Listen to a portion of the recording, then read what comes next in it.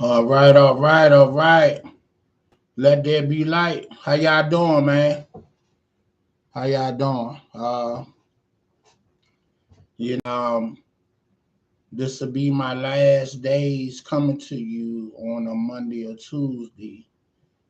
Cause my shift is changing at work, and I'm gonna be on the news. Um, but that's not necessarily true. If I feel like coming on, I will, and if not, you'll see me on the weekends, but or on my day off during the week. But how y'all doing, man? It's the 28th.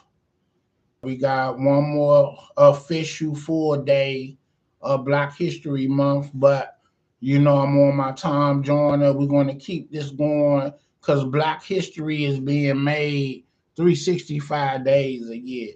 So the movers and the shakers of today that's making a difference in the Black culture, I'll be bringing you these individuals that's making noise and making a difference. And we don't have to wait till these people die to understand how great they were and are, and how influencing that they are, in the culture of today's society. I just feel like I need, social media to me, it's about highlighting the great things of the small people, the regular individuals like myself. I'm not no singer. I'm not a ball player. No, I'm not nothing of a notoriety of what you consider celebrity status. You know what I'm saying? Social media is for the people, by the people, if you will. You know what I'm saying? And we make each other relevant on this platform.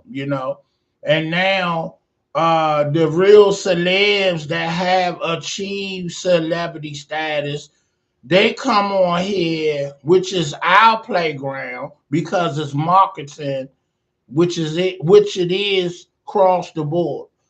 It's great marketing to an audience. You know what I'm saying? So, and now you can get monetized. They getting direct money that a agent, a manager, a record company, a movie studio, they don't get no parts of that.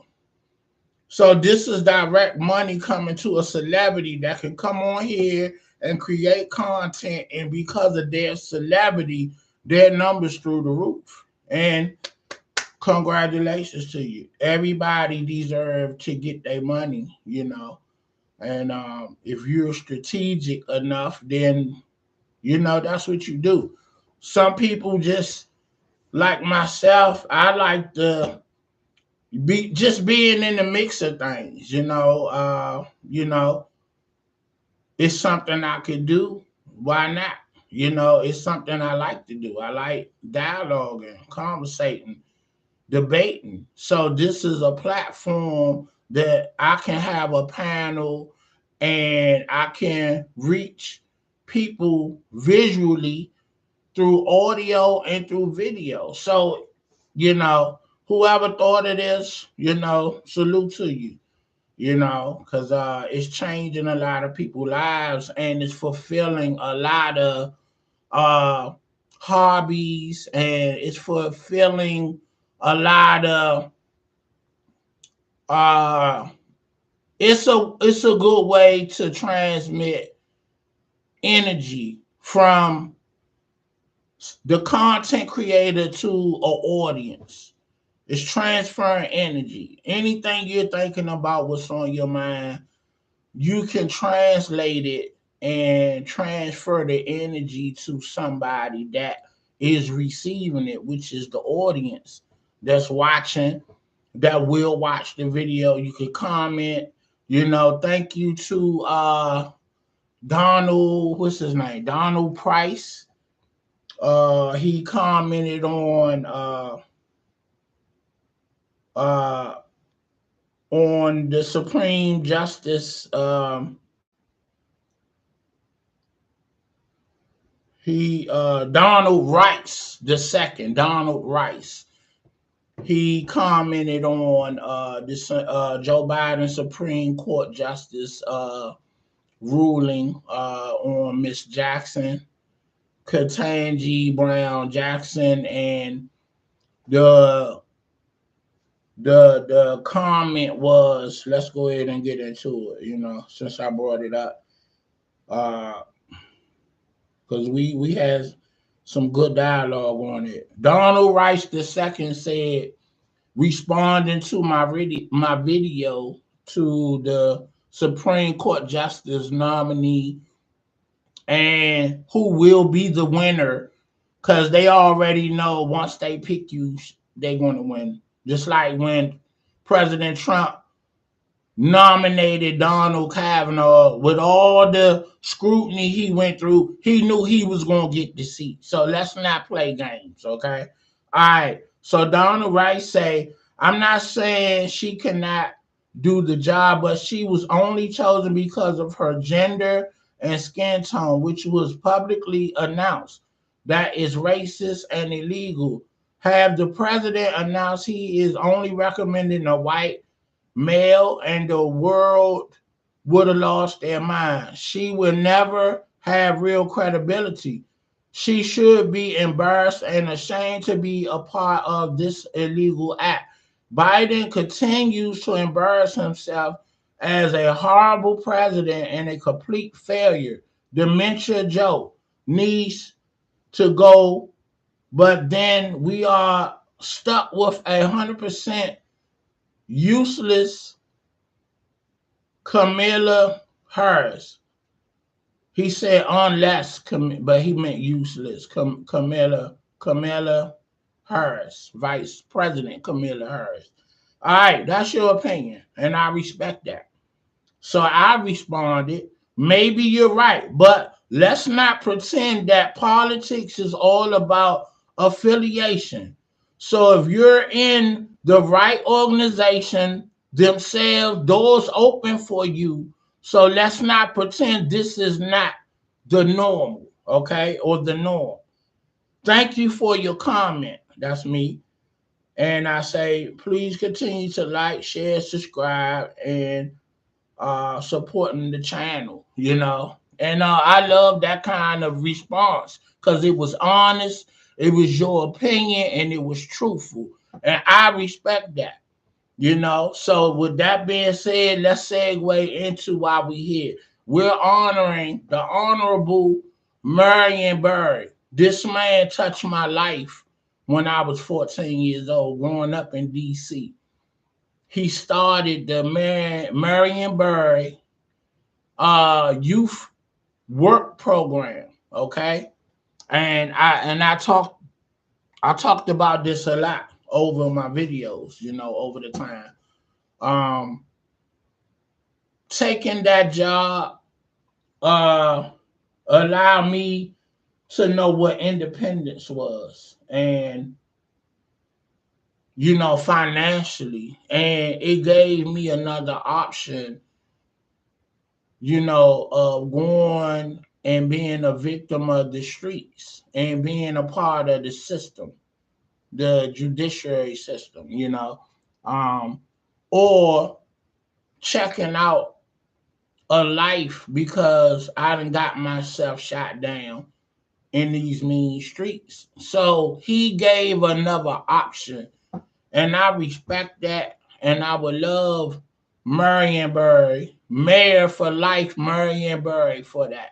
I done met him a few times. I went to his book signing that was over there on MLK and at the church over there, and met him then, got an autographed copy with Dr. Lacey, who is my wife's mentor, who was the physician overseeing Effie Barry, which is Marion Barry's first wife, when she, was going through her stages of being sick, and she was in Georgetown Hospital. So Dr. Lacey was overseeing her illness and was basically hands on with Marion Barry, and from that they kept a great bond from that point on. So anything that Mayor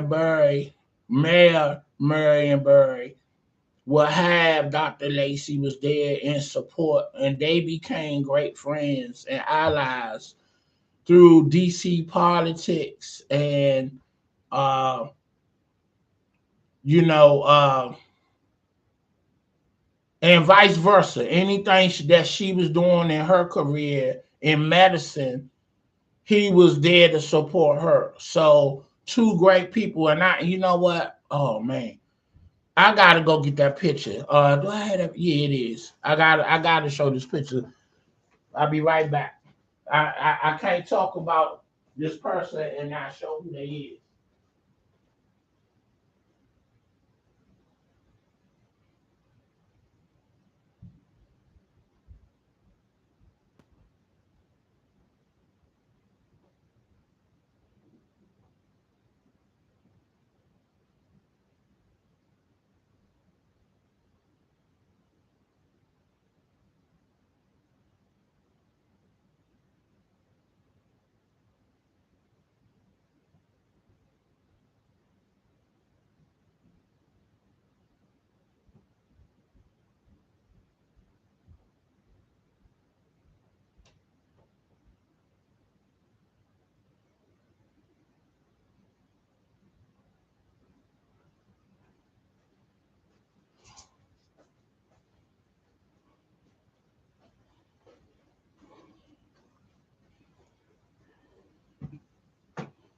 All right, I had to go get this.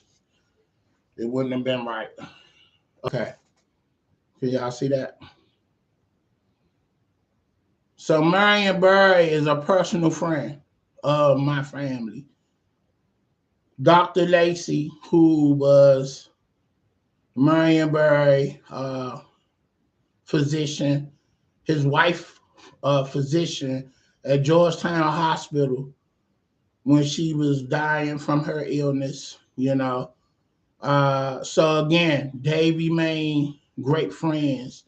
They both deceased. The lady that's on my right, your left, that's my wife, Dr. Chambliss.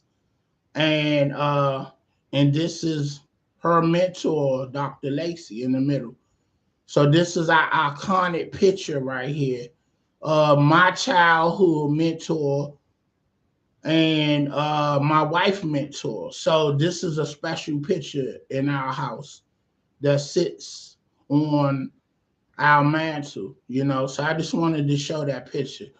And so like I said, growing up in DC, uh Mayor Marion Barry made a difference in my life by creating the work program. And um through that program I met Jesse Jackson when he was campaigning, up with hope, down with dope, the Rainbow Coalition.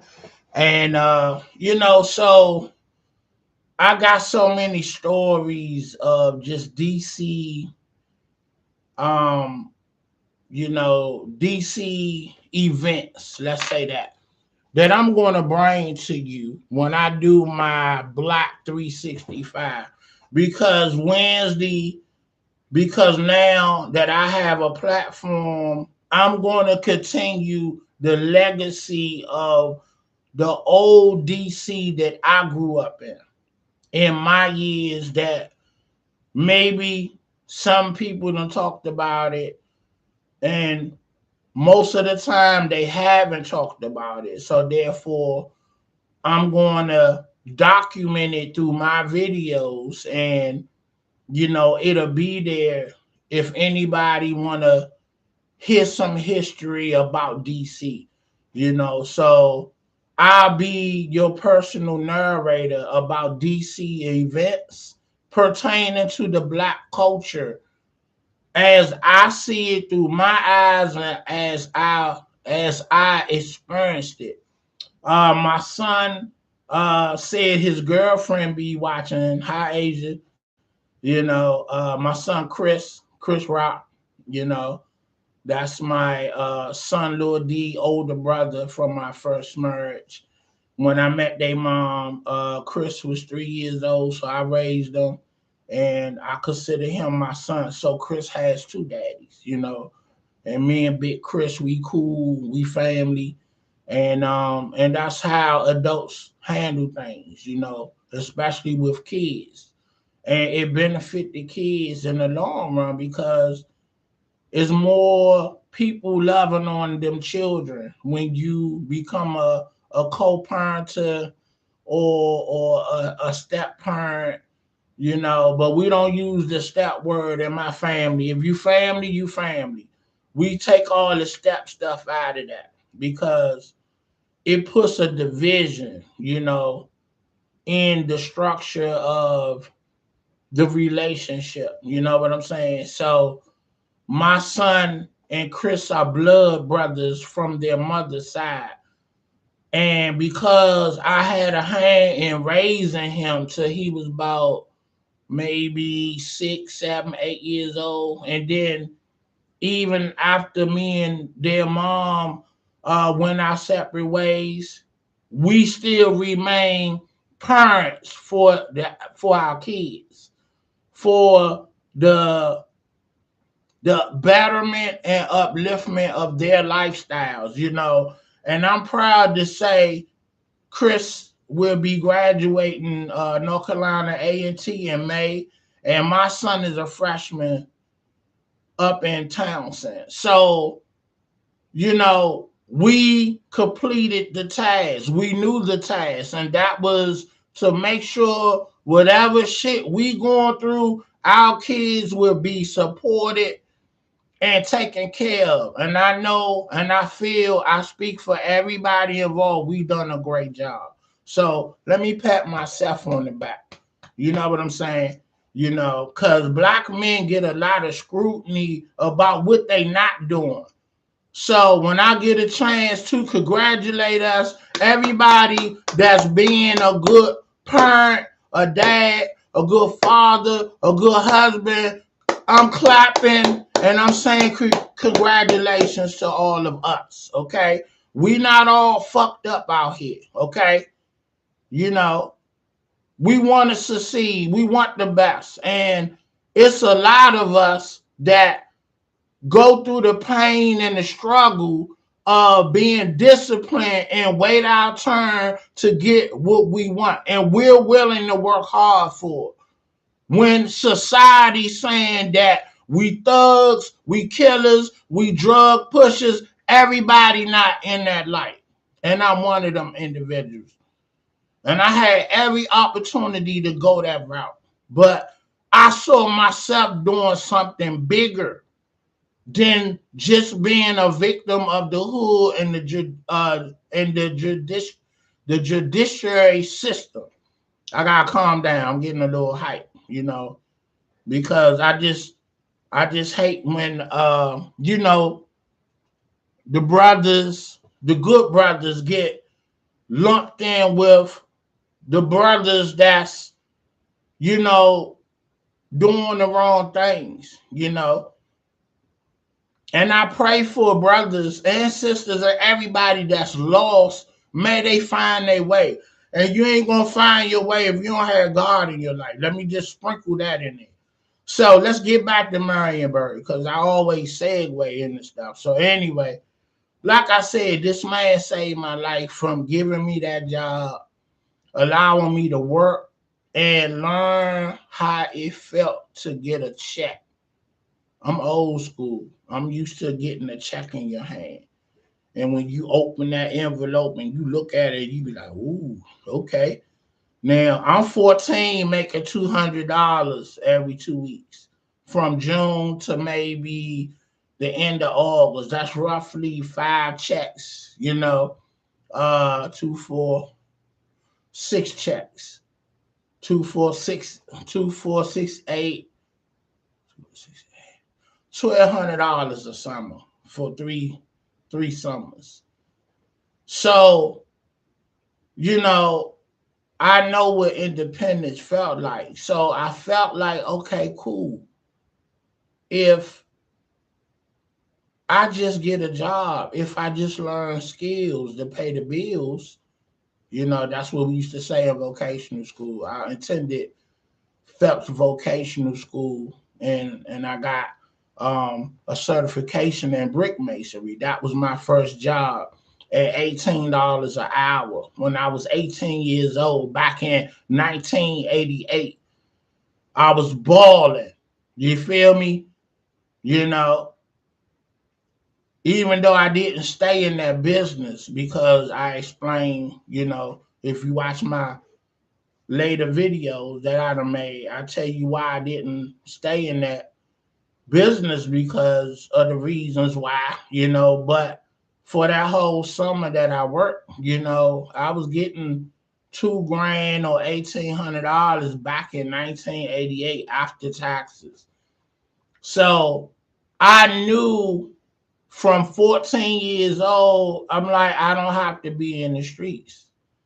All I gotta do is get a job and wait on that check that's coming every 2 weeks. So one, you gotta be disciplined enough and be able to be patient and wait on your check. But I often say that's hard for anybody when they're used to getting $500 to $1,000 a night at the end of the day. And see, people glorify getting fast money, but they don't tell you that money you making, that ain't your money unless you working for yourself. And any kids that's 12 to 15 years old, 9 times out of 10, you're not working for yourself. You work for somebody. So say like you make 7 days a week, you make $7,000 for the week. How much of that money you think that person got of that money? 10% of every thousand. So what's that, $100? So you done been out there all night, all day doing your thing, getting this money up. You done brought in $7,000 a week and you just get $700. But that's a lot of money to somebody that's 14, 12, 13. And that's how early people get recruited into the drug game in the hood. You know what I'm saying? And anything else. They become murderers and whatever. One thing about the hood, you grow up fast. You mature fast because you have to survive. You got to learn quick and be on your toes to know how to move. You know what I'm saying? You got to size up a lot of situations before they unfold. You got to be proactive. You got to have an intuition, an expectation of, okay, what today may be and not be. Is this the day I'm going to die? Is this the day I'm going to go to jail?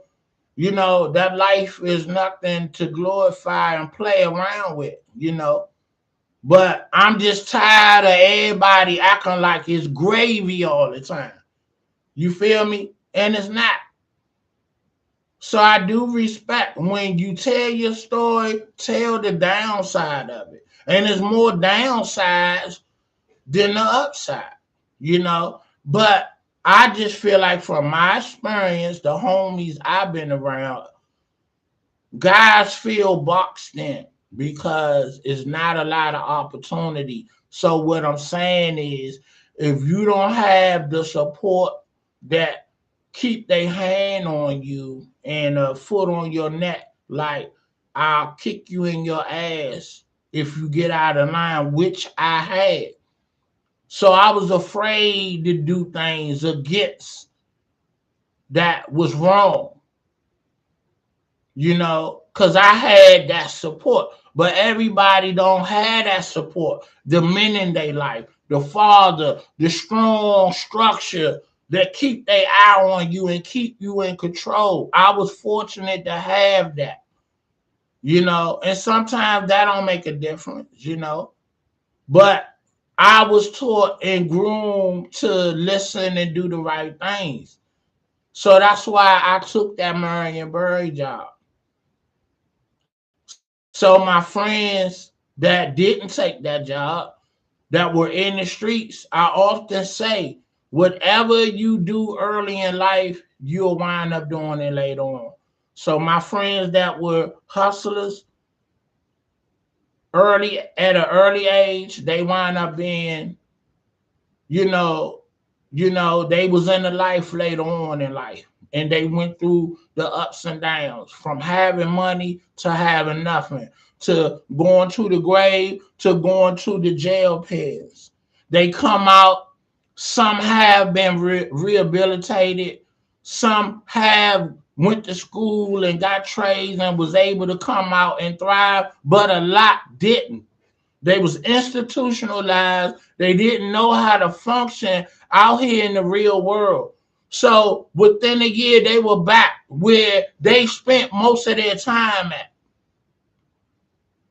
It's easy to be in jail. It's hard to be out here in the world. You got to pay bills and deal with your kids you made. You got to deal with your girl that you've been gone from for 10 years plus.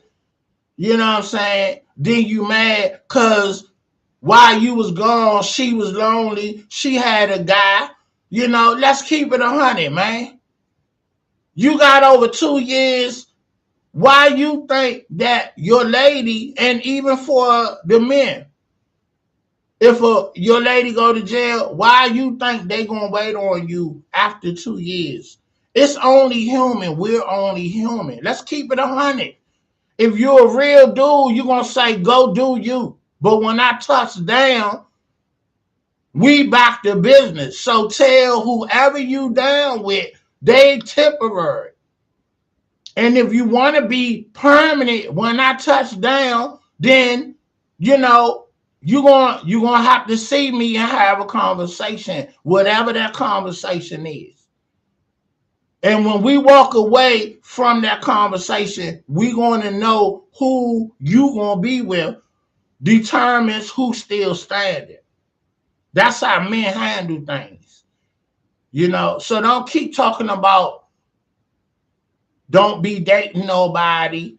Don't give my love away. You ain't here.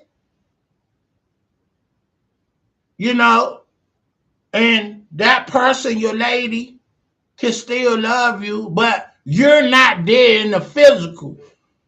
You calling every hour on the hour. I wish I was there. Ooh, and she crying when she get off the phone, But the mailman dude out here working an honest job, making an honest living, he see her every day.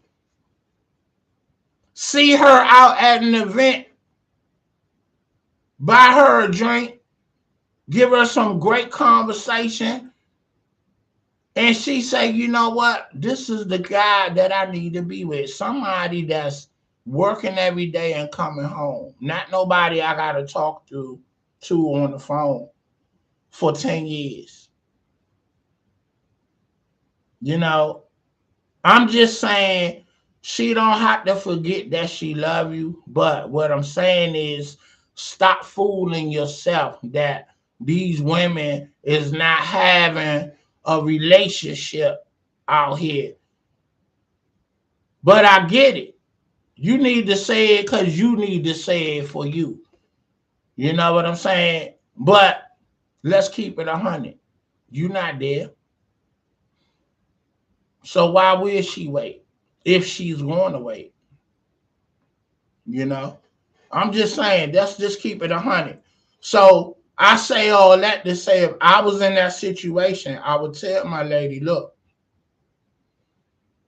I'm not going to talk stupid, talking about, don't have no relationship, But if we had a home together, I would say, don't bring another man in my house. And you really can't control that. But I will be talking from a respect point of view. Whatever you do, go do it at his house and woo, woo, woo. Let's keep our home sacred. I'm going to go do this time and I'll be out and I'll make up for everything that I put you through and the time we lost.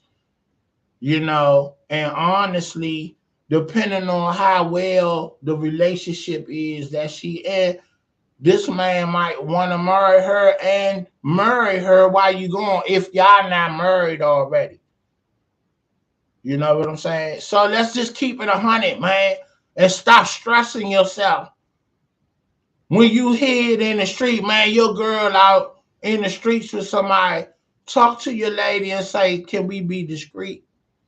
When you step out, don't be all hot with it. Let's keep it, respectful. You know what I'm saying? So I ain't got to hear it in here. And then it's going to make me crazy. It's going to make me talk to you crazy and make the whole situation more, more stressful than it is. Let's keep it 100. You know what I'm saying? Let's be real in the situation and about the situation. Now, I know a lot of this comes with maturity. I was on a group call, and the group call was about is chivalry dead? And I was like, no. I just feel like a lot of the young men don't have mentors or people in their life to school them about how to treat young ladies, but people, even if you don't have nobody to talk to you, people want to grow in time. Usually it take, I'm going to say men from the hood, it take us to our mid-30s to get it, because you selfish in your teens and 20s unless you have uncles and a father or some kind of mentor and father figure or somebody you respect talking to you about, look, man, treat women with respect in general. You supposed to open the door. When you walking in the store and there's a young lady behind you, you open the door and let her go. You know what I'm saying? Sometimes when you taking your lady out, you know what I'm saying, open the door for her. You know what I'm saying? You never let a lady walk on the outside of the street when you both walking down the street. You walk on the outside and make her walk on the inside. It's just basic etiquette that you learn and that somebody talk to you about. And if you got men around you that's, displaying how to be respectful to women, then you want to see it and emulate it. But if you don't see it, then you don't care about it. So I said chivalry is not dead. The young men just need to mature and grow, and somebody needs to get in their ear. And once that happens, then you will see a whole turnaround. And that really happens, I think, in your 30s, mid-30s, when, men just really mentally ready for a change for the better. Because in your 20s, your teens, if you're not already disciplined, by the time you get to that age, you just wilding and you selfish. So, all right, let's get into Marion Barry and get some visuals on the Honorable Marion Barry, mayor for life. Everything that's been great about DC politics concerning the black culture is because of this man right here. He's from Mississippi. Came to DC by way of New York through the SNCC program. He knew Dr. King personally and was on a panel or multiple panels with Dr. King speaking in a youth program and advocacy called Adrian Fenty, which was our mayor, and Councilman Gray, and our mayor, the lady, the first lady mayor before Marion Barnes. Oh man, I was at a club with her one night, a karaoke club. Wow, I can't remember her name. It'll come back to me. I'm gonna have to Google that for this video. Not Eleanor Holmes, but wow.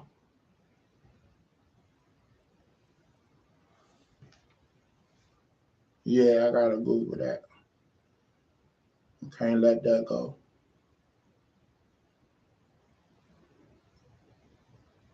Bear with me on that.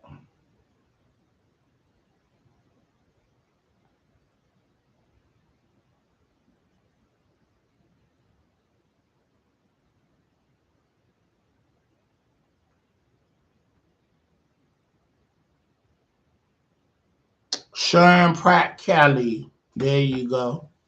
Yeah, yeah.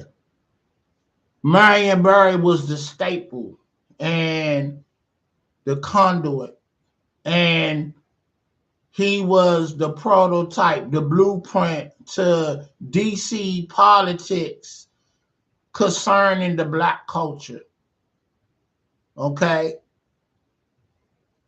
But unfortunately, he's going to always be remembered for the sting operation when Sharita Moore set him up, you know, in the Vista Hotel, you know, and it's history.